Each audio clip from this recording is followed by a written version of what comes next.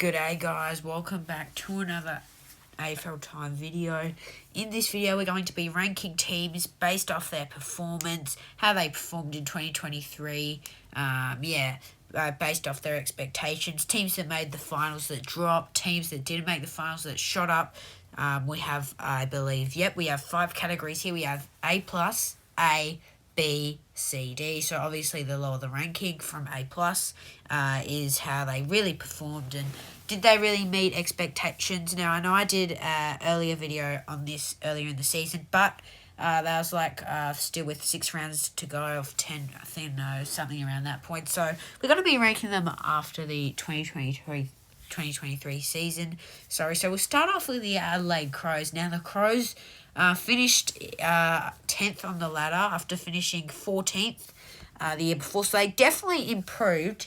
And on this season, because they did so well, the Crows, they're probably just expected, to just miss out on finals, which, they did. And they had quite a few good players, like they had Isaac Rankin coming in from the Gold Coast Suns, and Taylor Walker had one of his best years. He was almost up there for the Coleman, but he just couldn't get it done, considering he is almost 33-year-old. That was pretty good. He had an amazing season, and just lots of young talent, there was just lots of young talent in the Crows, which did lead them to a bit of success. I feel like I think B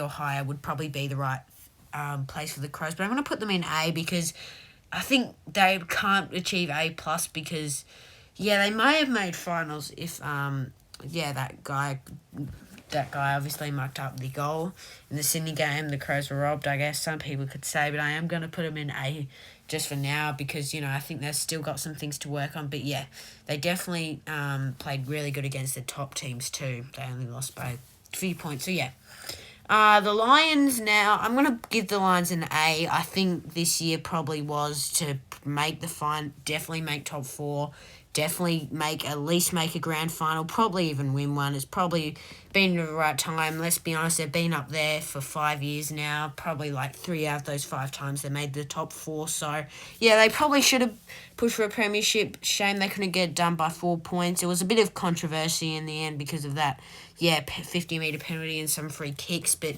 Lions had a pretty good season again. They, Joe Danaher, just the same names for Brisbane, really stepping up when it matters. And they've been a bit inaccurate in front of goal this season, the Lions. But, I'm going to put them in A because I feel like A+ would just be a bit too easy on them. I could probably even be putting them in B because they did sort of meet expectations. But, a side that made the grand final, you got to give them an A, just based off how they performed. And, I think the Lions should definitely be pushing for a premiership next year. Depends. We'll see how they go as they do with that grand final loss. But usually that's the teams that usually get thrashed in a grand final fall drastically. But we saw Collingwood had a very close loss and bounced back, and Geelong, who only had really a 30-point loss compared to an 81-point loss in a grand final. The Swans last year had 81-point loss. They couldn't recover that well, but the Cats only had a 30-point loss. They were back in the top 4, so I'd be expecting the Lions to make that top 4 next year. But, an A for the Lions. Next up, we do have the Blues. Now, where should I put the Blues this season? I am going to put them in the A category too. I feel like I'm going to step them up to the A+, just because they did make the top 4. Now, obviously, the Blues would probably be coming in to it. Their goal is probably to make September the finals and probably at least win one final. But they managed to win 2, so I'd put them in A+. I feel like maybe A's a bit harsh, but the Blues, it's been a bit of a shaky season. They lost 6 in a row after round 8, and then after round 13, they won their last 9 to creep back into finals. Lots of people were running them off through that midway point, just saying, their list is too good, they should be doing better than this, and I don't know what happened, but they just managed to shot back up into finals. Patrick Cripps, making his first finals appearance with lots of other players. Charlie Curnow, he was the winning Coleman. He definitely deserved it. And, I'm going to put the Blues in A+. Just really class list, and it will be interesting to see what they can do next year if some trades go their way also from the Saints and some other clubs. So, we'll see how they go. Next up, we do have the Pies. I'm going to give the Pies an A+. You can't really just put them lower. You know, a team that wins the premiership, no matter if it's another premiership on the back off, you just have to give them an A plus. They had a very good season this season. The Pies, and yeah, I think lots of Pies fans, it was a deserved grand final to win. It's their flag to lose. They were a bit shaky towards the end of the season, losing I think 3 of their last 5 games. But yeah, they shot back up. They had some really poor losses, like against Hawthorn, against Carlton. But they managed to shot back up in finals, and they got lucky with a few results. I think against the D's, you know, they really should have probably lost that game, just considering you know, that D's had way more scoring shots, but they got that hot start, which just, you know, put teams to bed. And against the Giants, who played a very close brand, I feel like some people could say the Giants robbed because of that incident with Toby Green and Nick Dacos. Not only that, there are a couple of free kicks I thought were shaky, but you can't just say that the Pies weren't impressive this season. They're the class, and I wouldn't be surprised if they can rise up and win another premiership. So yeah, not much to say for the Pies. A plus, just quality list with some young stars like Nick Dacos in there. But yeah, A plus for the Pies. Next up, we do have the Bombers. I'm going to put them in the B category. I feel like the Bombers had a bit of an average season, to be honest, because they're that side that can just push and sneak into the top 8, because in 2021 they just sneaked in the 8, 2019 they sneaked into the 8, but those reoccurring years, like I think pretty sure they made in 2017 too. They missed 2018, they missed 2020, they missed 2022, so that they're that really average side. But after finishing, I believe, 15th in the 2022 season, they had a really poor season after making the finals. I feel like maybe I could be putting them a bit lower just because they do have a bit of finals experience, but I put them in 11th just because they did have new coach Brad Scott coming in. They were a bit quiet over last year's trade period, so yeah, I'll put the Bombers in B, but I feel like they're probably ready for finals now, the Bombers. Yeah, they're definitely on the right track. Next up, we do have the Fremantle Dockers. Now, I think this one's going to be pretty obvious. It's going to be in D. I think the next couple of teams, yeah, probably going to be putting in this category. And Freo, it's just a really failed year, to be honest. A bit more of optimism towards the end of the season with, you know, the young talent that they could really bring up next year. But you can't say that it wasn't a disappointing year for the Dockers. Now, obviously, with Luke Jackson coming in, I think what it also hurt them was getting rid of Blake Acres, who, you know, wasn't at his best yet, but if they maybe just had have held him for a little bit, he's been outstanding this year. Kicked that winning goal in the Melbourne game, but yeah, they really should have kept Blake Acres. And yes, Luke Jackson had a bit of a quiet year. It's just really disappointing for the Dockers. There's really not much to say about them at the moment, but yeah, I'd probably be expecting to see them make a finals appearance with the list that they have. You know, they still do have lots of young talent. They're like, I think they're third youngest team. I think they were the youngest team at one point throughout the year. So, yeah, there's definitely still some optimism for the Dockers, but yeah, D minus, is probably where you're going to be putting them. Now, the Cats, now, you've got to put them in D now. Yes, their list is getting a bit old now, but, you know, after winning the premiership, you've got to at least make finals to be C or higher. But yeah, for the Cats, they've been, I think, you know, it's maybe an end of an era. I definitely can't say that just because they missed out on the finals once, but it is probably end of an era for the Cats, let's be honest. Yeah, the Cats, this just disappointing this year, going 0-3 for the first time in like 20 years. We've seen a Premier do that. So yeah, I think it might even be like, I don't know how long ago it was, but it probably wouldn't be 50. But yeah, just too much disappointment for the Cats for me to put them any higher. Pretty simple one after winning the premiership. Just their list, and these players didn't really step up this year. You know, I thought a few players went quiet, like Tyson Stengel. Yes, he had an injury, but he went a bit quiet throughout the season. And yeah, it was just disappointing for the Cats. So yeah, definitely a D. Now, the Suns, I'm going to put them in the C category because they're definitely that side that probably was pushing for a premiership, but then again, not pushing for a premiership. What am I, an idiot? Pushing for finals, but then they were also that side that, you know, some could see winning the wooden spoon even. You know, I saw a few people in the media. So that side that could either go up or down the ladder, really. But yeah, I'm going to put them in C, just the fact that they did finish in the bottom 4 this year. yeah, I think I had them 8th in my prediction. So definitely a big gap there. But yeah, just disappointing from the Suns. But you'd probably expect them to be making finals with 3-time premiership coach Damien Hardwick and some of the players that they could be getting in the off season, and just their list is very talented, but it just didn't really come together. Of course, losing Isaac Rankin did really hurt the Suns, but nonetheless, it's definitely a C for the Suns, and yeah, they'll be looking to improve next year.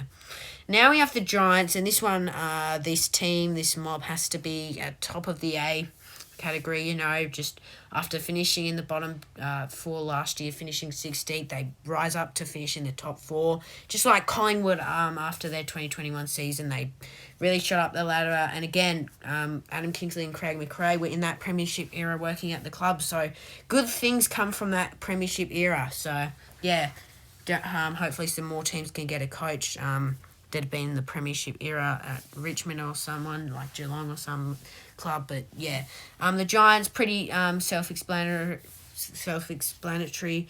Losing Taranto and Hopper really hurt them, and they're going to Richmond.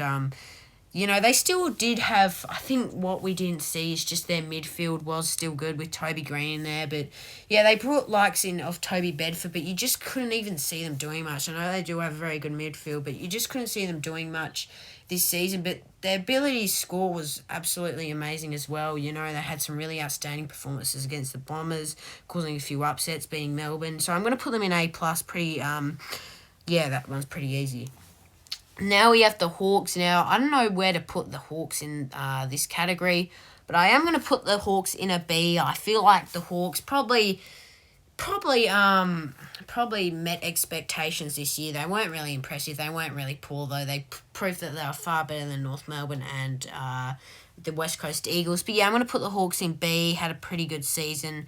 Well, not good season, but they got a few upset wins against the Saints, Brisbane, and they thrashed North Melbourne and West Coast, especially West Coast. They just did prove that, their list, I could have put them for the wooden spoon, but then again, you do look at their list and it probably just was a bit more quality, I guess you could say. So I didn't think they would win the wooden spoon, however, bottom two was on the line, but they managed to finish outside the bottom two, but yeah. Hawks in B, not much to say. Then we have the Ds. Now I'm going to put the Ds in. C. I can't put them in D. I think that'd be too harsh. But yeah, it's been disappointing this year for the Ds. Had a pretty good home and away season, but there were parts through out the home and away season where they really look like this premiership side, and then there were times where they couldn't even score. I mean, it was really just one of an up and down year for the Ds. They got beaten by a few sides that they probably shouldn't have got beaten by, like against the Bombers. And, yeah, going out in straight sets again probably puts them down in the rankings. Otherwise, if they made top four, made the grand final, probably A or an A+, but just too disappointing for my liking for the Ds. So, yeah, they're going in C category. Next up, we have the Roos. Now, I am going to put them in C. I'm not going to put them in D. I think C's okay because I can see why people think they could, still be in the bottom two, but coming into this season. But I just thought maybe they would rise up a bit. But, with Clarko being out, they had a few issues, North Melbourne. They came close in quite a few games, like against the Saints, the Swans. There are many games against the Bombers. They just really look like they could win it, but they just don't know how to win. They're just not experienced enough. They still have a young team, so I'm going to put them in C. Moving on to the Power now, I'm going to put them in A. I think they had a pretty good season. I couldn't put them in A+ because, even after finishing 11th last year, they really did look like they probably were going to rise up the ladder, and with their list, I thought they definitely could. Mitch Georgiades missing out on his season this year was definitely a bit of it was a bit annoying for him. But, yeah, I'm going to put the Port Adelaide Power in A. Not much to say. They went out in straight sets, though, after making the top four. So, yeah, Power fans will be disappointed with that, but they should be bouncing back next year. The Tigers, now I'm going to put them in D. I think what their aim was to just make finals again, but I think it's the end of an era for them as well. Unfortunately, I had them in the top four, but yeah, they almost fell down to the bottom four, finished 13th, and yeah, there's not much to say. Just didn't go their way. I think the goal was to recruit Toronto and Hopper, which they did, and win a premiership. Clearly that didn't work, so yep, they're going in D. The St Kilda Saints aren't my club that I support, obviously. I was really impressed with the Saints this year. Got to put them in A, probably at the end of the A plus category. Yeah, they had a really good season coming in under Russ Lyon. It was almost a demo year, but he just changed it. With the list that they have, our list is still a bit shaky. Definitely our forward line needs a bit of working on. Maybe our midfield definitely there, but Ross Lyon made the most of it, and I don't know what's going to happen next year for the Saints, but he definitely made the most of it, and yeah, I'm really proud of them this year, but yeah, I'm going to put them in A+. And then we do have the Sydney Swans, probably going to put them in C this year. They had a pretty good end to the season, but yeah, pretty much for the whole season they were just that disappointment. A lot of us were running off the Swans, but credit to them for coming back and playing in September. But yeah, I think after making the grand final, obviously we do know that curse, but yeah, they just snuck into the 8 and they left it too late, a couple rounds before. If they got a bit more they started getting really red hot. They probably could have maybe even made the top 6 this year, but for the Swans, they just left it too late. They left some other teams to just get it above them, and yeah, losing Buddy Franklin did hurt them. Actually, they did play better without him, but yeah, no disrespects to the true great, but yeah, C for the Swans, pretty self-explanatory. Now the Eagles, I'm probably going to put them in D, just with how they performed, not the expectations. Performing, I'm going to say a little bit of expectations they failed too, but the performance, I think, has to be a D, probably even an F- if there was one here. But yeah, 5 100-point losses, including 171 points loss, and exceeding 200 points definitely gets you put in D. And then for the Dogs, I think this season was a wasted season for the Dogs, but I'll put them in D because, yeah, it was just disappointing missing out on finals with the list that they have. They should really be making the top 6, top 4, but they just failed to this year, the Dogs. And yes, they did only just miss out on the finals, but yeah, even in my prediction, I had them missing out on the finals, but still, they looked pretty good throughout some parts of the season, but losing to West Coast did hurt them, and that's just what comes with AFL. But anyways, guys, that's going to wrap up this video. If you did